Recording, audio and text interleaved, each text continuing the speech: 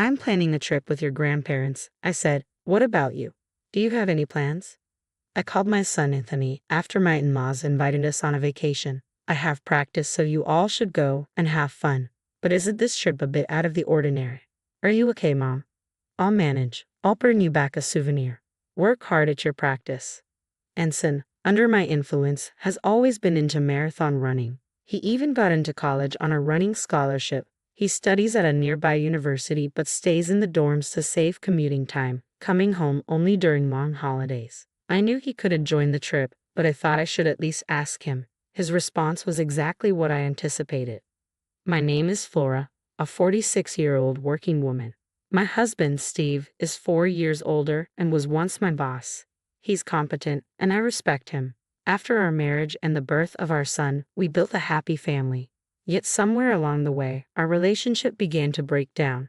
The root cause: my husband's parents, especially his mother, who had a problem with me from the moment we married and has been bullying me ever since. Initially, Steve stood up for me, and because we lived far away from his parents, we seldom met them and managed to get by. But when our son, who loves marathoning, wanted to attend a high school near my in-laws, things changed. The reason he got into running was me. I used to run marathons and still do occasionally.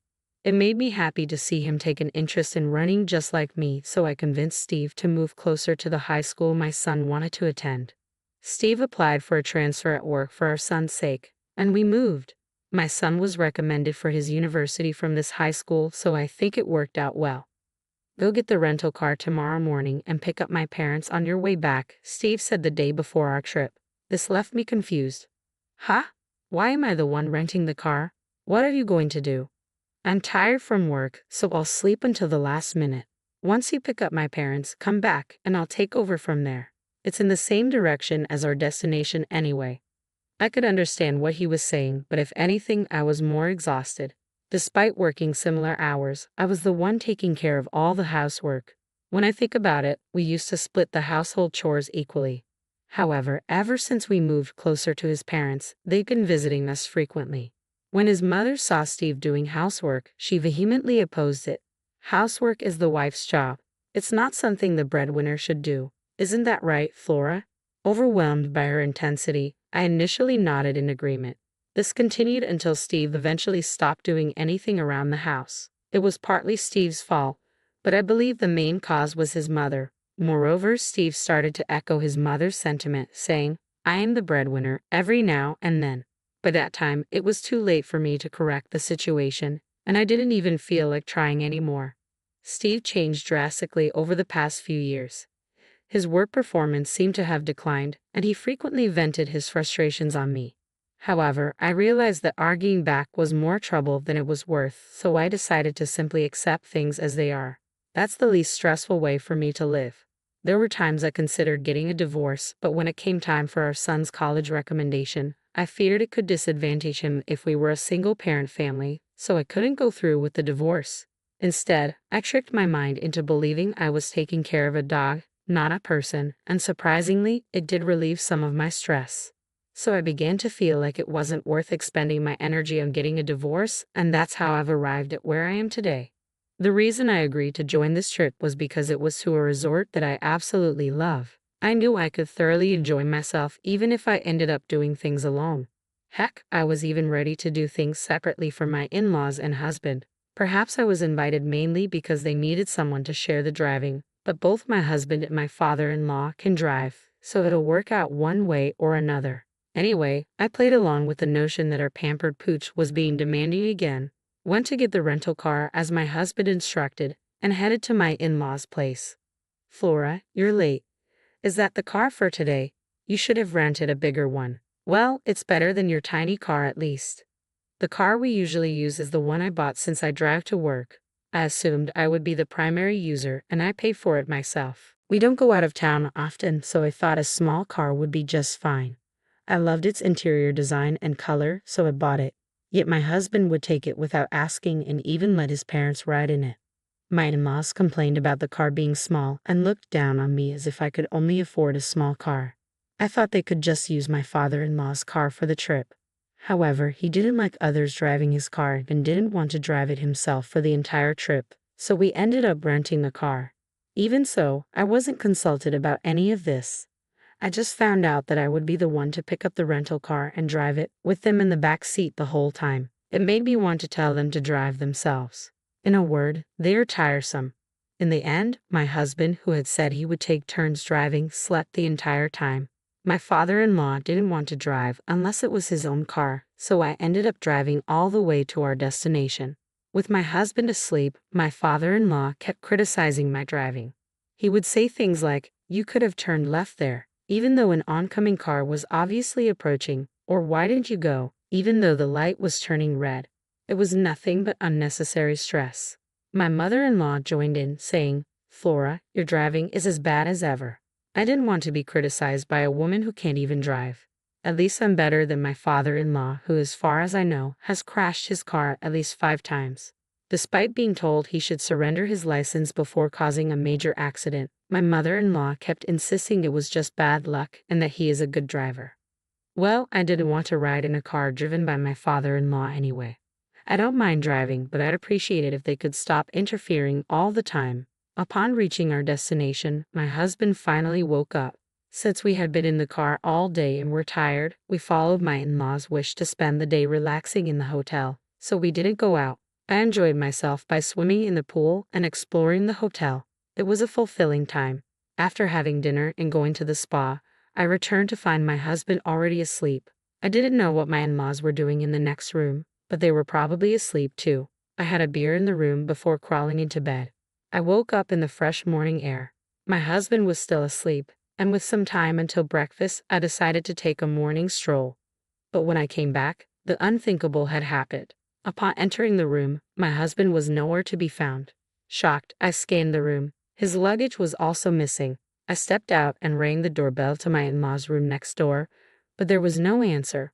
When I went to the front desk to inquire, I was told my husband and in-laws had already finished breakfast.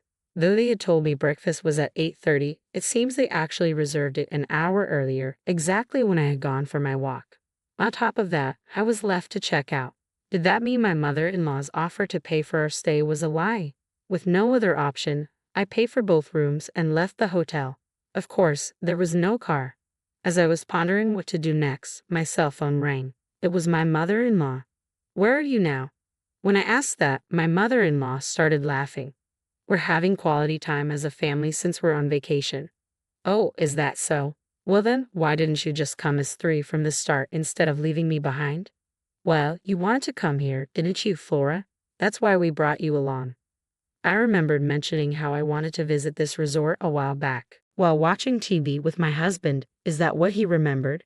Usually it would be nice if he remembered what I casually said, but this time it was used just to annoy me. Moreover, I was the one who did most of the driving to get here. Why do I have to hear that I was brought here by my mother-in-law, who never drove nor paid? I was past the point of anger and could only sigh. "All right then, we'll go sightseeing as a family and head home first. You do some sightseeing too, Flora, and come back. We don't know how you'll get back, but you're good at marathons, aren't you? Just run back," my mother-in-law mocked. At her laughter, my anger exploded. "Is Steve driving? Put me on speakerphone so he can hear me."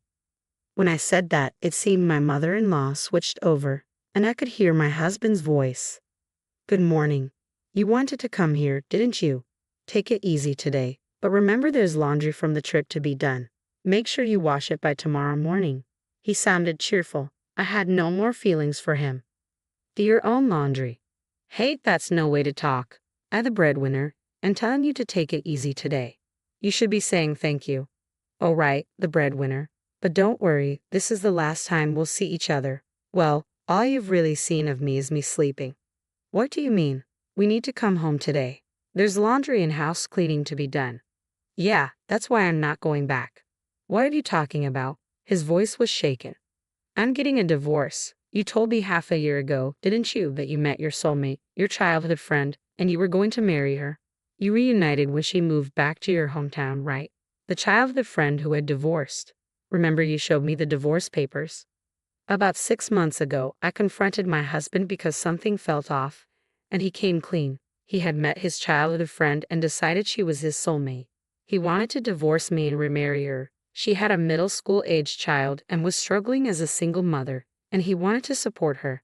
So he asked me for a divorce.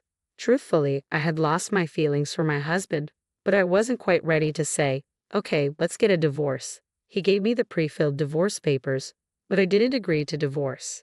We didn't speak for a few days after that, but when I stopped doing the household chores, he was in a bind. A few days later, he said, "Forget about what I said before."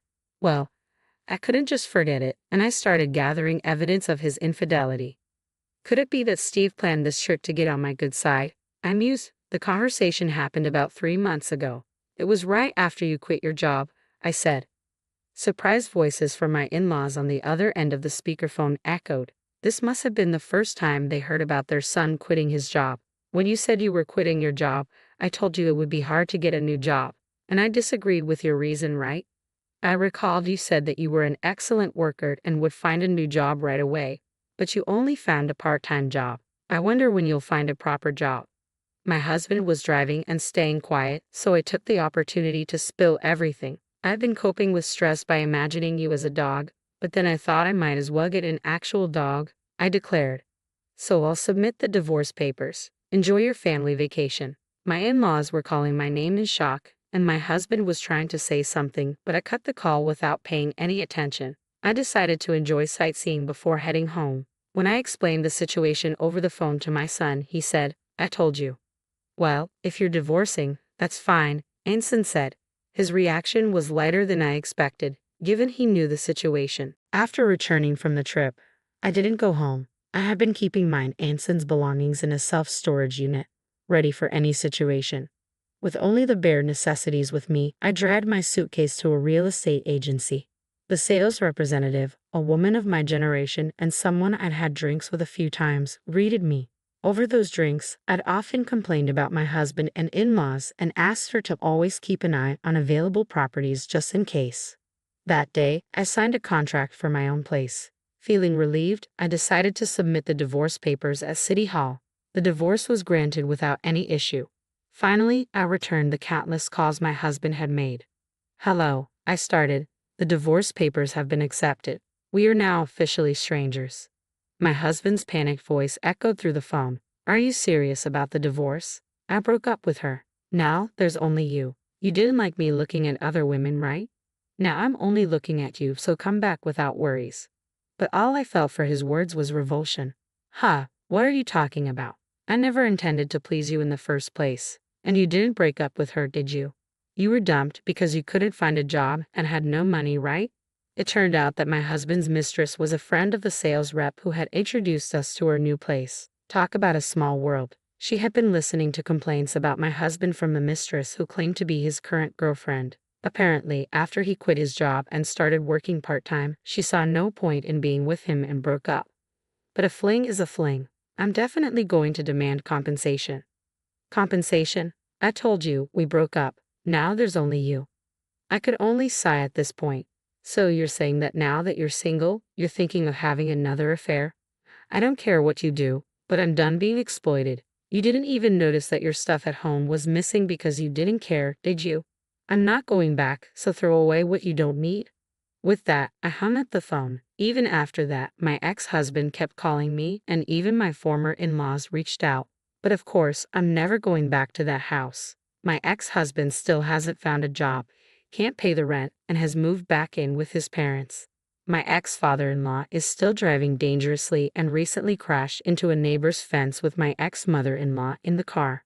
Fortunately, no one else was injured, but they didn't have property insurance and had to borrow money to cover the repair costs. All of this was written in emails that my ex-husband kept sending me on his own. I find his misfortune slightly amusing. I don't reply, but I haven't blocked his emails either, just quietly enjoying the show. Since I moved to a pet-friendly property, I started keeping a small dog and realized that I enjoy taking care of a dog more than taking care of people. My son, worried about me being alone, has started coming over on weekends, a change from his previous habit of only visiting on long holidays. I'm living a fulfilling life every day. Maybe this weekend, I'll go back to that resort town for the first time in a while.